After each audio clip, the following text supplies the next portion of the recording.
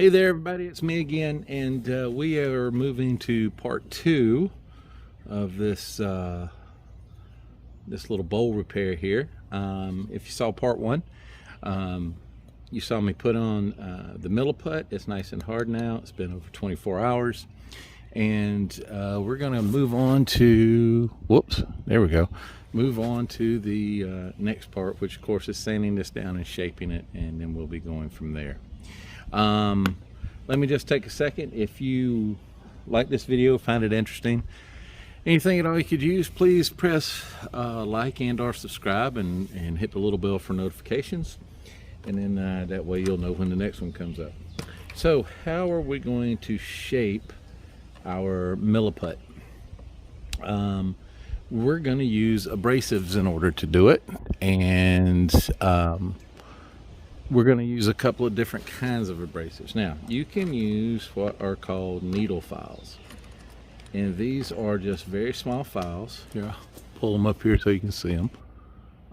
Different shapes, okay, very small, and you can use these to shape the Milliput. You might not want to first time you do this. This is a set of 6. You can buy these at hardware stores, Lowe's, Home Depot, Maynard's, wherever you happen to be. All kinds of different sizes. This one, for example, has it's a curved back and a flat front. You got some that are just flat. You got a round one in there. You got a triangular one. These come in real handy, and they're good at removing a lot of material pretty quick. Okay, and the other thing I like about them is that they're straight. Okay, you know right where that cutting action is going to be. You can use a round side and file stuff off, and it works great. Okay, works for porcelain, works for ceramic. What I will tell you though is that they do tend to get clogged up pretty easy from time to time, so you just have to keep those clean. And then if you do get these, do not get the ones that are diamond files. You just want regular old steel. Diamond files, especially when you're working on porcelain, will destroy the glaze. And you know, next to the repair, these, when you're working with these, just the regular steel ones, you'll actually leave marks on the porcelain, you know, fine porcelain, when you're working on that, where it's actually dulling your file a little bit, the hard porcelain glazed finish. So anyway, there's these, okay, and then there is good old trusty sandpaper. Now this is wet dry sandpaper, see right here, and I just bought this at an automotive parts store. I think this came from O'Reilly's, AutoZone, any of those places. If you haven't, if you don't know a lot about sandpaper, they have a grit on them.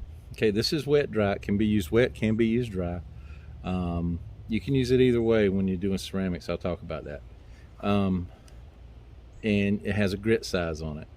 And so here's 180, here's 220, here's let's see, what, 320, 400, 600, 800, 1000, 2000, and it gets even finer than this. This is just what I've got here today. Now the way the grit size works is the higher the number, the finer the grit, or less abrasive it is. If you want something really abrasive, you want a low number. In woodworking, you can go down to 80, 60, 40, very, very rough. The higher the number, the finer the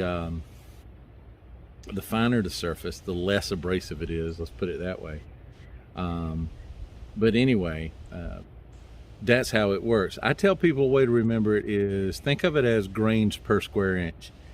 If this one only has 180 grains of abrasive per square inch, they're pretty big pieces of abrasive. This one's got 2,000 grains per square inch. So for 2,000 to fit into a square inch, they got to be really, really small, so it's finer. That's not necessarily what those numbers mean, but that's one way to think of it. And at least you can keep it straight in your head. So what I'm gonna do is, most of the time with ceramics and or porcelain, I'll start around 180-ish or the 220 and start knocking this down and shaping it. Okay, and when you're sanding, right now I left way too much on that one, but it's been a while since I've done it, so I was kind of like, oh, let's err on the side of caution. But like this one here, when I start here, I'm going to start with 220, and I'm going to see how well it's taking stuff off. And when I'm trying to get it nice and flush, there's a couple of things I'm going to do. One of the things is, once I take down the bulk of it, when I'm sand, here, let's look right here. Instead of sanding like this, kind of in the middle and working my way out, I'm going to do exactly the opposite. I'm going to start on the outside edge and work my way in to get it nice and flush. The reason for that is if you start in the middle and work yourself out, you can put a divot in the middle, not meaning to, but you can, okay? And then you've got to put more putty on, let it dry again, do more work, that kind of stuff, okay? So that's what I'm going to be working on. Same is true when you're taking down. See how this is higher? I don't know if you can see it or not, than the sides here. Hopefully you can. Let's see. See how it's higher? Same thing. I'm going to work from the outside edge in. That way I don't get a dip down in the middle. Okay. But anyway, I'll work on these and get them squared away. Now, how do you do this? It's real simple. I'm going to take a piece of the, well, let's just start with 180. That package you saw, it has 5 pieces in it. So give me just a second, I'll get one out. And you don't use the whole piece. Matter of fact, these 5 pieces will probably last quite a while. You're just going to rip off a small part of it. Okay, so this is the 180. And if you feel like it's taking stuff off too fast, or if you're messing up the edges or whatever, go to a finer one. If you start with a finer one and it's not taking stuff off fast enough, go to one that's a little bit more coarse. Okay, it's not rocket science. I can't tell you exactly which ones to use. It goes by feel, and everybody's a little different. But anyway, you know, here's the thing. Tear you off a section of this. Okay, and that's really all I need. Okay, and let's see. I'm just going to take it here, and this one's close, and I'm just going to start working it from the edges in. And you see, it's coming off. You're going to have to. And the way I'm doing is I'm putting pressure on it as I push this way. As I come back, I release the pressure. And it just takes a little bit of work.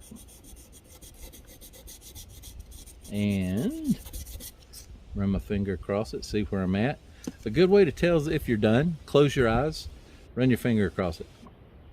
And if you've done it right, you shouldn't be able to feel a thing. It should transition fine. There shouldn't be a little bump there. Yeah, I got some more work to do. If a spot gets dirty, turn it to a different spot. If you want to, wet it. If you want to wet it, all you got to do is stick it down in just, excuse me, a little bit of water. What I did right here, and that adds actually some lubrication. Sometimes it helps things go a little quicker. The Milliput is dry, okay? The water is not going to soften it back up. It is a set epoxy. You're good. And believe it or not, that right there is awful close. Okay? And it just took that little bit. Okay? Check that out. I close my eye, I run my finger across it, I don't feel a thing. So boom, I'm done on that outside edge. Now I got to come work on this inside, and then I got to work on this outside edge as well. And I'm just going to keep doing the same thing, guys. Work it around a little bit. It's sitting pretty proud, so I got a lot to take down right there. Take that down. Yep. Okay, and turn it again and find a spot that's not clogged up too bad. Work on this edge a little bit. And that's what I'm going to keep doing, okay? I'm just going to keep shaping this. Now, sanding's easy. Everybody here knows how to sand, so there's no need for me to keep this turned on while I'm working on this. You're going to get bored out of your skull. So what I'm going to do is I'm going to keep sanding on it, working on it. I'm going to get it down to where it needs to be. If something comes up in the process, I'll turn the camera back on and we'll take a look at it, okay? But I'm going to work my ways through the grits. I'm going to take this, which is the 180. I'm gonna get it super close or almost there or even right there at it. And then I'm gonna bump up. And I might jump over the 220. I might go straight to 800 and give it a nice little polish and feather it in the rest of the way. Make sure there's no ridges or lines or all that kind of stuff. And then that's what you wanna do. Just lightly sand up through the grits and we'll be good. It's just like working on wood, believe it or not. So, give me a few minutes and I'll be right back. Hey there guys, I'm back and I just wanted to show you. There's that first little spot. I run my finger, close my eyes, run my finger across it. Don't feel a thing. Okay, just did that with the sandpaper like we talked about. I started with the 180, and then I went to 800 and really smoothed it down. Then I jumped up to 1,000. And I'll probably just hit it with 2,000 just to kind of polish it, okay? And then I'll move on to the next one. And I'm going to work all three of them just like that, okay? And then, yeah, just want to run your finger across it, make sure you don't feel it. If it's done right, you shouldn't feel it. So anyway, there we go. I'm going to keep working on this, and I'll be back in a bit. All right, everybody, as you can see, my work area is a bit of a mess, but here is the bowl at this stage. Really just used some sandpaper, mostly sandpaper. I did use a needle file on this one because it was extremely thick, so I got it down. Then I started working with the sandpaper. You can see it doesn't use a tremendous amount of sandpaper. I used about a half a sheet of 180, a little bit of 1,000, maybe a quarter of 800, and then I did a 2,000 polish. Now, before I paint this, I will hit it with some micro mesh, which is going to be about, I think it's 12,000, 15,000. But it's just going to be real quick. But what I want to show you guys is now I've got all these sanded. I've got them all matched. The birds are going crazy. If you close your eyes and run your finger across it, you can't tell where these are, which is exactly what I was looking for. And here's what the outside looks like. There's the biggest one that we had. And there's this one. And then, of course, the smallest one over here.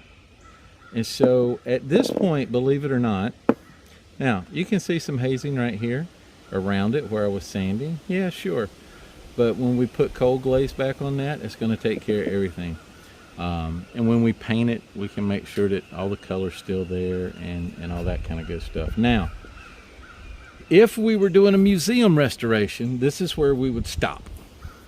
A museum restoration is basically they want to restore. They want to put the missing pieces back in so you can see what the whole thing looked like and to stabilize it, but they don't want to add anything to it. They don't want to make any artificial pieces. They want to say, hey, here's how much we found. This part was missing, but we filled it in so you can see what it looked like. And that is called a museum restoration. And at this point, you would very carefully come up here and put a little bit of glaze in just to cover the milliput, what you added, and anything you may have damaged on the outside. You wouldn't glaze the whole thing or whatever. If you were into wabi-sabi, the whole philosophy of wabi-sabi, this is not kintsugi. Kintsugi is where you add gold into the cracks. It's a whole big thing. You might do a video on the difference between wabi-sabi and kintsugi and what they both are. But anyway, for me personally, I love the idea of wabi-sabi, and I would leave it just like that. I'd glaze over it, and I'd leave it like that. And wabi sabi is recognizing that things are never incomplete. You know, they're always imperfect, they're never incomplete, and they're not memorial. Things will break, and they break down after time, and that is okay. And that's where the beauty comes from, things that have been used and cracks that tell stories and things like that. Now this I wouldn't do, you know, at this point I would just, you know, this thing is not that precious to me. We talked about that in the first video. This is really just the practice piece for a piece of fine porcelain I'm going to be doing, because I haven't done this in a while. So anyway, that's where we're at. Okay, so I'm going to end this video here, and I'm going to get ready to do some painting on this. And so I'm not going to do the painting today, but I just wanted to kind of show you where we were at and what had been done. So this is the end of part 2. We'll be going to part 3 again. If you like it, if you find anything at all that's useful, please like and subscribe. Hit the little bell to let you know when I put another one up. So anyway, hope you guys enjoyed. Thanks for watching along.